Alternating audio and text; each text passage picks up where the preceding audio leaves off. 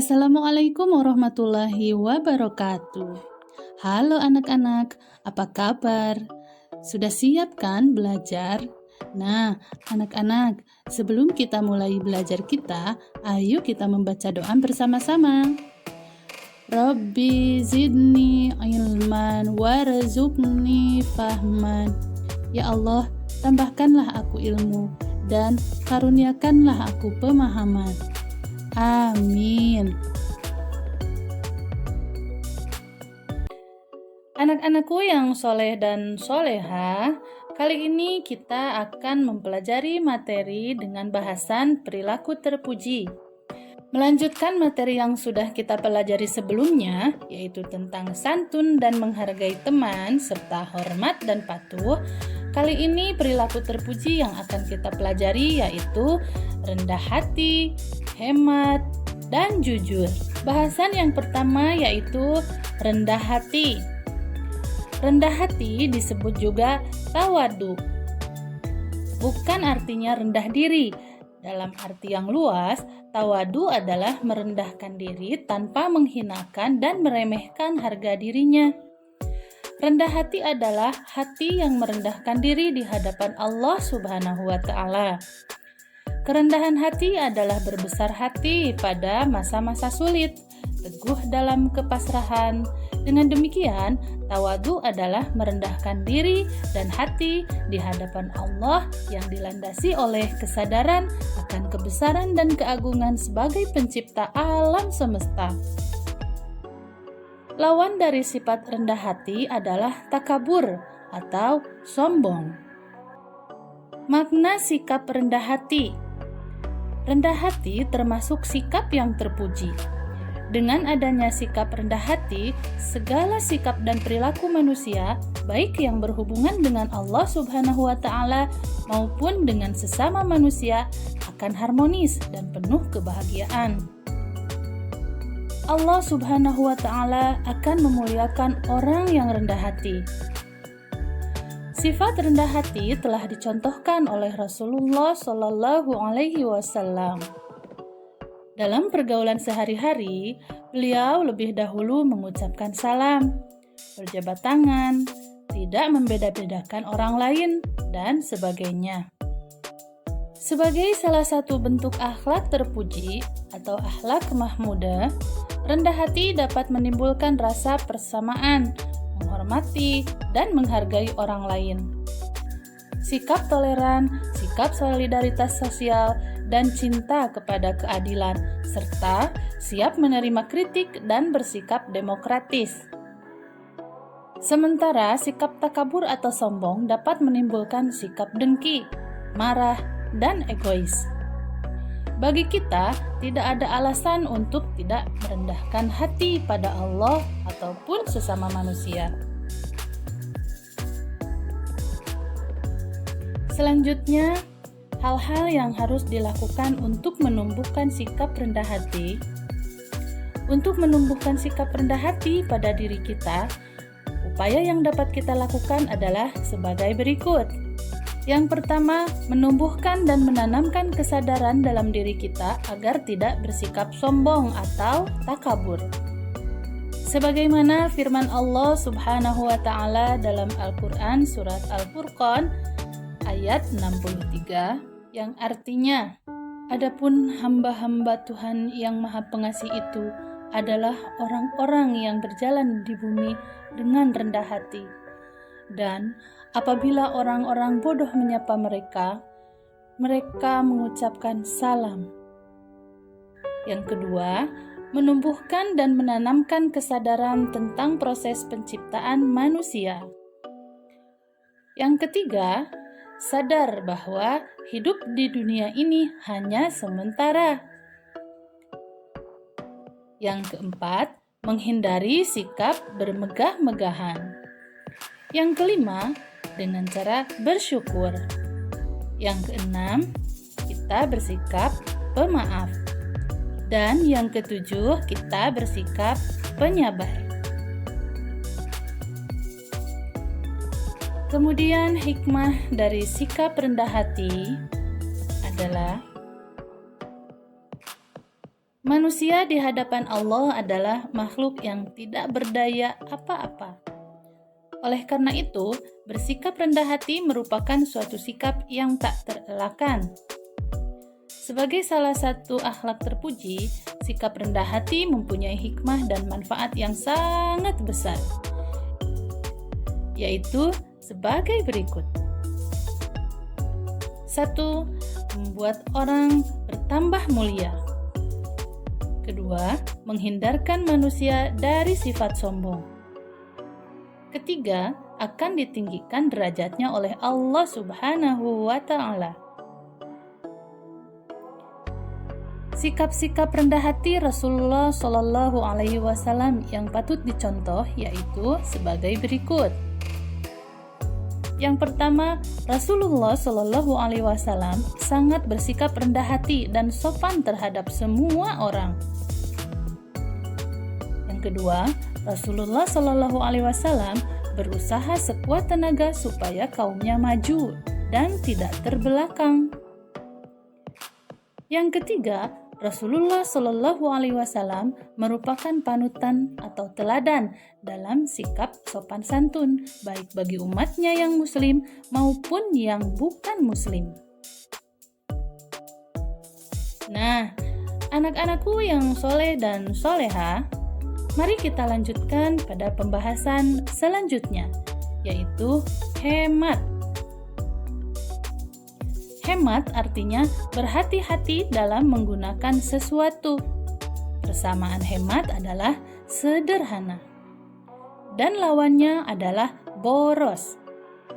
Hemat adalah salah satu sifat terpuji.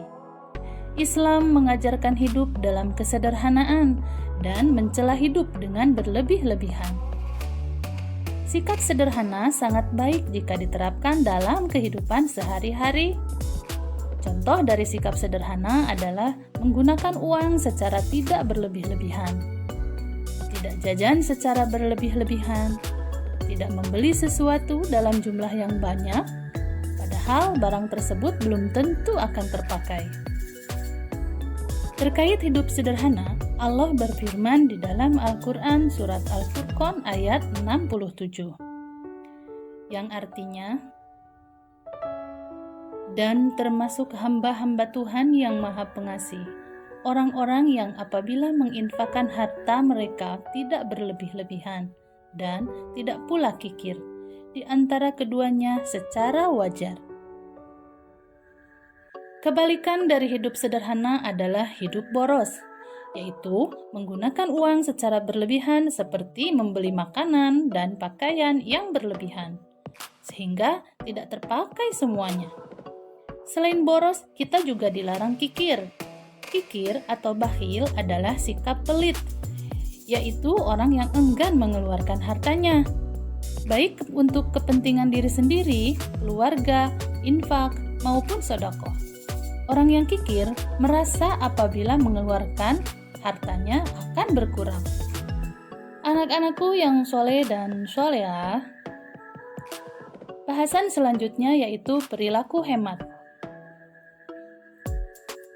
Islam mengajarkan hidup dalam kesederhanaan dan mencela hidup dengan berlebih-lebihan. Perintah hidup sederhana bukan berarti melarang hidup berkecukupan atau kaya. Kita bahkan diperintahkan untuk mencari nafkah atau harta sebanyak-banyaknya. Dengan harta yang banyak, kita lebih banyak memperoleh kesempatan untuk beramal dan beribadah. Kita dapat membantu pembangunan masjid, madrasah, sekolah, panti asuhan, menyantuni anak yatim, dan bantuan lain untuk kepentingan umat.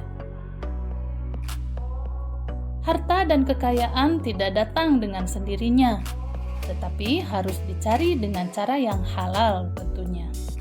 Setelah didapat, harta itu harus dipelihara. Memelihara harta antara lain adalah dengan berhemat. Berhemat bisa dilakukan oleh siapa saja, asalkan mau melaksanakannya.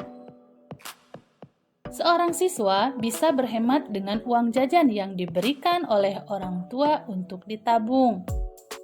Jika sering menabung, lama-lama hasil tabungannya akan menjadi banyak. Uang tersebut dapat digunakan untuk keperluan sekolah atau hal-hal yang bermanfaat lainnya. Nah, anak-anak, mari kita lanjutkan pembahasan berikutnya. Upaya untuk bisa tetap berperilaku hemat. Adapun upaya untuk bisa tetap berperilaku hemat adalah sebagai berikut. 1. Istiqomah. Amal yang paling disukai oleh Allah adalah amalan yang dikerjakan terus-menerus menurut syara meskipun sedikit. 2. Bersahaja. Islam mengajarkan sifat kebersahajaan. Setiap muslim dilarang mengikuti ajakan hawa nafsu atau panggilan syahwat. Nafsu harus dikendalikan. Sederhanakanlah dan tundukkanlah nafsu dengan akal sehat. Sebagian besar keburukan itu disebabkan seseorang tidak sanggup mengendalikan nafsunya. Orang-orang tersebut akan sulit mengendalikan hal-hal yang dapat mendorong diri untuk berbuat yang tidak baik ataupun melampaui batas. Orang yang memiliki kesederhanaan dan tidak suka melakukan melebihi kewajaran akan baik di hadapan Allah Subhanahu wa Ta'ala dan manusia. 3. Musawwamah. Musawwamah artinya sikap sepadan. Kehidupan setiap muslim tidak terlepas dari interaksi dengan sesama. Islam mengajarkan sikap sepadan. Ajaran ini memiliki tujuan untuk menciptakan rasa kesejajaran, kesetaraan, dan persamaan, serta penghargaan terhadap sesama makhluk Allah. Sesungguhnya, sikap bersahaja dan sepadan akan dapat mengendalikan setiap muslim dari sikap melampaui batas. Nah, anak-anakku yang soleh dan solehah, berikut adalah hikmah berperilaku hemat. Setiap orang yang membiasakan hidup hemat dan sederhana pasti akan banyak mendapatkan hikmahnya. Di antaranya sebagai berikut. 1. Dimuliakan dan dicintai oleh Allah Subhanahu wa Ta'ala. 2. Ditinggikan derajatnya oleh Allah Subhanahu wa Ta'ala. 3. Semakin dicintai dan dihargai oleh sesama manusia. 4. Mendapatkan keberkahan dalam hidup. 5. Bisa meraih semua impian-impian yang ingin dicapai. 6. Harkat dan martabatnya akan semakin meningkat. Anak-anakku yang soleh dan soleha, bahasan selanjutnya yang ketiga yaitu jujur. Jujur atau benar adalah memberitahukan atau menuturkan sesuatu dengan sebenarnya. Lawannya adalah dusta, yaitu memberitahukan sesuatu berlainan dengan sebenarnya, walaupun dengan tidak sengaja. Manusia harus berpegang kepada kejujuran dengan memperhatikan prinsip kebenaran pada setiap perbuatan yang dilakukannya. Hal tersebut karena jujur merupakan ajaran Islam. Sifat jujur erat sekali kaitannya dengan sifat adil. Karena orang yang bersifat jujur tentu akan bersifat adil. Dengan kata lain, keadilan itu merupakan buah dari kejujuran. Seseorang dapat dipercaya orang lain jika perbuatan dan ucapannya sesuai dengan perkataan yang sebenarnya. Dengan demikian, kita telah menjalankan ajaran Islam dengan baik.